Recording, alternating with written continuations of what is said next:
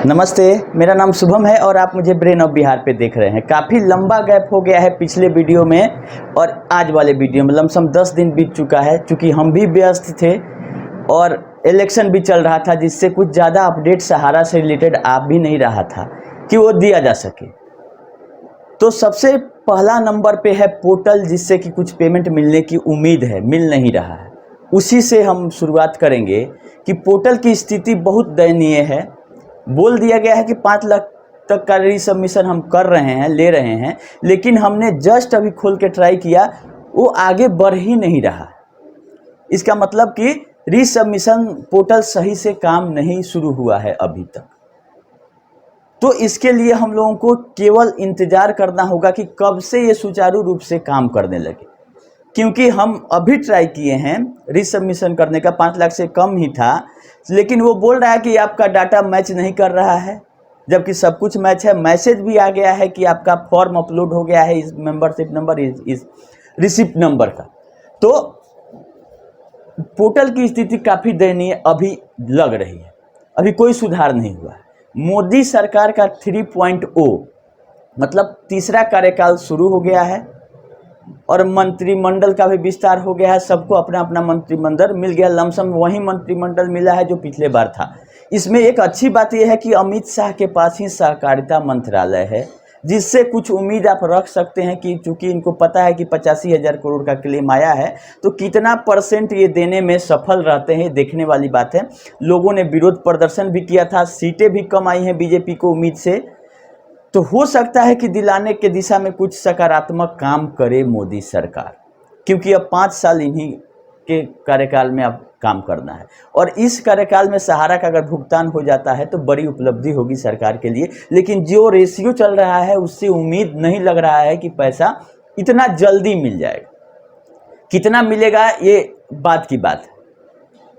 तो पोर्टल अभी सही से काम नहीं कर रहा है। उम्मीद है कि जल्द ही इसको ठीक कर लिया जाएगा, या तो सहारा डाटा नहीं प्रोवाइड कर रही है सही, या जो कमेटी है उसको बैठ के देखना चाहिए कि जो डिफिशियंसी गया है लोगों का, उसका फॉर्म और ओरिजिनल पेपर से मैच कीजिए कि क्या डिफिशियंसी सही में सही गया हुआ है या कुछ डाटा मिसमैच के चलते।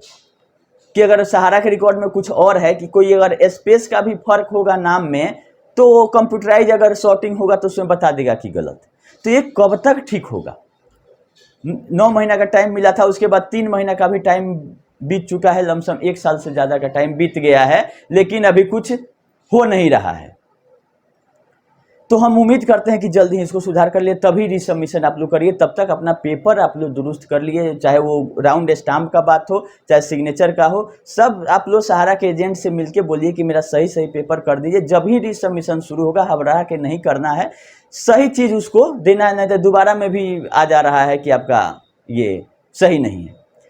तब तक आप लोग पेपर अपना सारा रेडी कर ले। ITR सब का अभी तो लिया ही नहीं जा रहा है। अगर ITR जिनका नहीं है वो कम से कम करेंट ईयर का फाइल कर सकते हैं। अभी ITR का फाइलिंग शुरू है करेंट ईयर में। पिछले साल का क्या होगा नहीं होगा, CRCS क्या डिसीजन लेगी, अगला बात। अभी का ITR फाइलिंग शुरू है। फाइनेंशियल ईयर 23-24 जो बीता है पिछले 31 मार्च को, उसका ITR अभी कंटिन्यू हुआ है और 31 जुलाई तक बिना फाइन का फाइल होगा। आप अपने नज़दीकी CA या जो भी फाइल करते हैं उनसे आप करवा सकते हैं। अगला अपडेट है कि सुप्रीम कोर्ट में 2 महीना का और अभी समय है, 2.5 महीना, 3, 4 और 5 सितंबर का डेट है। तो उसी डेट का हम लोगों को पोर्टल से ज़्यादा का उससे उम्मीद रखना चाहिए, क्योंकि ये जो प्रक्रिया है इसमें हमको जो लग रहा है कि मात्र एक आदमी को 10,000 रुपया ही देने का टारगेट है कि 1 करोड़ 22 लाख लोग अगर हैं तो सबको 10-10 हज़ार मिल जाए। उसके बाद अगला इंस्टॉलमेंट का कहीं कोई नामो निशान इसमें नहीं है। तो इस पोर्टल का टारगेट ही है कि सबको 1 करोड़ लोगों को 10-10 हज़ार आप दे दीजिए, या 10,000 से जिसका कम है उसका निष्पादन कर दीजिए। लेकिन टोटल भुगतान इंटरेस्ट का क्या होगा, जो सहारियन का ज्वाइनिंग पॉइंट था उसका क्या करना है, उसका भी डिफिशियंसी आ रहा है। जो सहारियन का जो है उसमें बोला जा रहा है कि आपका अमाउंट ही गलत है जो आप अब डाले हैं, लेकिन हमने बताया था या लोग यही किए हैं कि ज्वाइनिंग पॉइंट को 100 से गुना करके डाले हैं, लेकिन उसके रिकॉर्ड में क्या है नहीं है, तो इसका क्लैरिफिकेशन ना तो CRCS दे रही है ना तो सहारा दे रही है। सहारा का तो काम ही खत्म है, उसके तरफ से कुछ उम्मीद रखना ही बेकार है।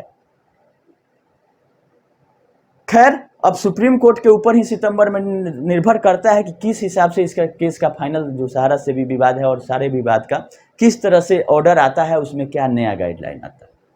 क्यूसप का हम आपको लोगों को बताए थे, तो 10 जुलाई 2024 को अगला डेट एनसीएलटी ट्रिब्यूनल में है, उसका आदेश का हम लोग इंतजार करेंगे। क्यूसप में भी अभी कुछ नहीं हो रहा है, हमारे पास जो डाटा भेजे हैं सब हमारे पास है। हम 10 वाले केस में भी ट्राई कर रहे हैं कि उसमें हम लोग बोले कि मेरा 5 करोड़ है। अगर कुछ वहाँ पे पेमेंट का कुछ आदेश आए, तो अगर लिक्विडेशन का आदेश आएगा तो किसी को कुछ भेजने का जरूरत नहीं है, वो एक इन्विटेशन आएगा और उसमें जैसे पोर्टल आया वैसे ऑनलाइन या ऑफलाइन जो भी क्लेम होगा फ्रेश किया जाएगा। लेकिन अभी कुछ करने की ज़रूरत नहीं है क्यूसप वाले। हाँ, cusp east west north south central जो है वो किसी भी केस से उसका कोई लेना देना नहीं है। आप लोग किसी एडवोकेट को रख के और लीगल प्रोसेस शुरू कर दें, क्योंकि ये सब केस का निस्तारण भी हो जाएगा। तो वो सहारा क्यूसप ईस्ट वेस्ट नॉर्थ साउथ का कहीं कोई नामो निशान नहीं है कि उसका भुगतान कैसे होगा। सहारा इंडिया कमर्शियल का है तो भी केस सेपरेट करना पड़ेगा।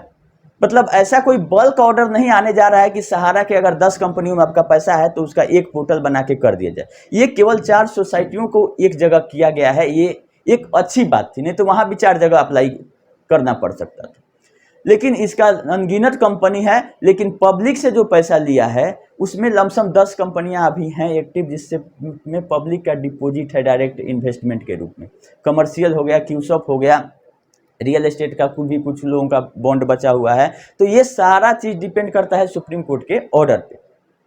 तो जैसे ऑर्डर आएगा सितंबर वाला, वो देखने वाला कि 3 दिन का डेट रखा गया है, तो हमको लग रहा है कि फाइनल सुनवाई इस बार हो जानी है, क्योंकि जो जस्टिस संजीव खन्ना जी हैं वहीं चीफ जस्टिस होने वाले हैं नवंबर में। तो अगर एक डेट और भी मिलता है तो अगले बार चीफ जस्टिस वहीं रहेंगे, उन्हीं के बेंच में सुनवाई होगा। तो अगर सितंबर में नहीं होता है तो नवंबर दिसंबर तक केस फाइनल हो जाना चाहिए। लेकिन ज़्यादा उम्मीद है कि 3 डेट अगर दिया गया है तो उसमें कि सितंबर में ही केस फाइनल हो जाएगा। खैर, बहुत दिन से गैप हो गया था, इसलिए सोचे कि अच्छा आप लोगों को अपडेट कर दें। बहुत लोग मैसेज कर रहे थे, टेंशन में थे कि क्या क्यों नहीं वीडियो आ रहा है, थोड़ा हम व्यस्त थे। अब कंटिन्यू वीडियो आएगा, जैसा अपडेट गाइडलाइन हमको समझ में आएगा आप लोग को देते रहेंगे। और आप अपने से भी देखिए क्या सही है क्या गलत है, और अपना पेपर दुरुस्त करके रखिए कि पेपर में कोई ढिलाई नहीं देने जा रही है जिसका 10,000 से ज़्यादा जमा है। 10,000 तक के लोगों का बोला गया था कि फॉर्म में ये सब के बिना भी प्रोसेस हो जाएगा, लेकिन अभी होते हुए नहीं नजर आ रहा। टोटली निगेटिव है। लेकिन सही चीज़ ये है कि सहकारिता विभाग अभी भी अमित शाह के पास है, उनको पता है कि विरोध हुआ है तो इसमें क्या हम कर सकते हैं, कितना % लोगों का भुगतान करते हैं। ये हम सकारात्मक मान के चलते हैं कि अमित शाह ऐसे मंत्री हैं जो चाहेंगे तो हो जाएगा। अगर चाहें भुगतान करना तो कहीं जाएगा नहीं। सुप्रीम कोर्ट में चाहे कहीं भी अगर केस है तो उसको जल्दी से जल्दी लिस्टिंग करा के उसका भी आदेश मंगाया जा सकता है। चलिए, सकारात्मक उम्मीद के साथ इस वीडियो को समाप्त करते हैं। फिर जैसा अपडेट रहेगा जल्दी जल्दी हम आप लोगों को करते रहेंगे। अभी के लिए इतना ही, धन्यवाद।